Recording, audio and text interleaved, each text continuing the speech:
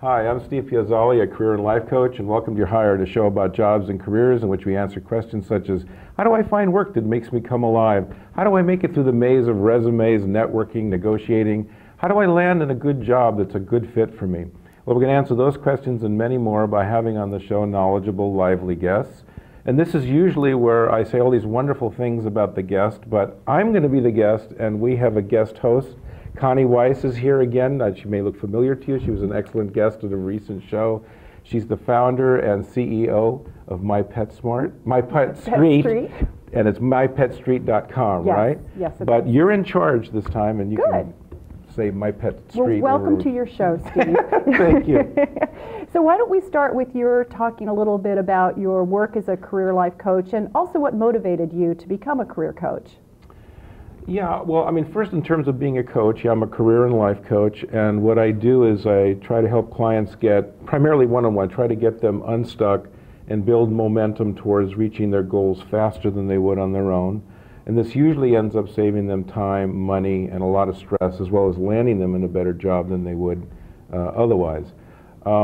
But in terms of what got me into it, it's a long story, but I was a math major as an undergraduate, and I surprised my teachers by going into sociology and psychology and getting a Ph.D. from Stanford in that. And then I made another switch and ended up in high tech as primarily a writer, documentation, marketing writing, and the like.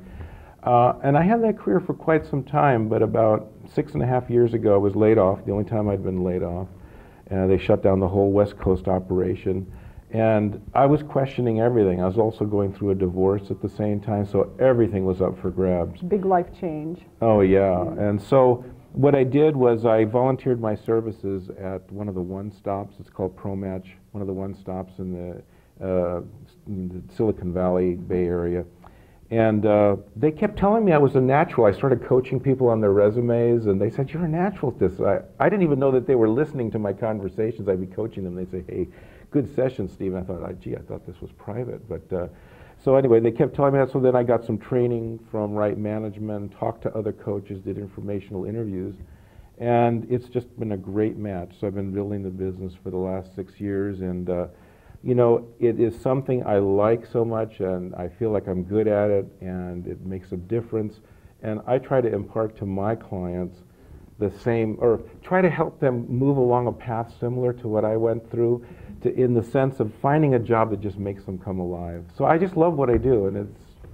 I can see that. I do. I love it. I really do. What are some of the reasons why someone would come to you to get coaching for their career or their life?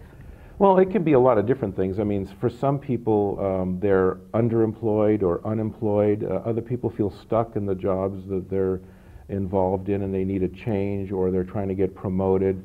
But usually it's a type of thing that it's hard for them to do this on their own. It's surprising how many people will do things for bosses that are just incredible. Like a boss will say, by Friday I want 150 reports on my desk, and we'll just kill ourselves to try to get that done. There may be some pushback, but not too much.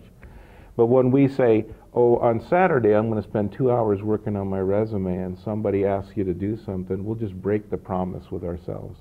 And part of coaching is to try to build a structure where you have larger goals, they're broken into achievable smaller goals, and then weekly action items that help you feel like you're making progress and making a commitment to yourself. And sometimes what people need is someone to provide a forum for accountability.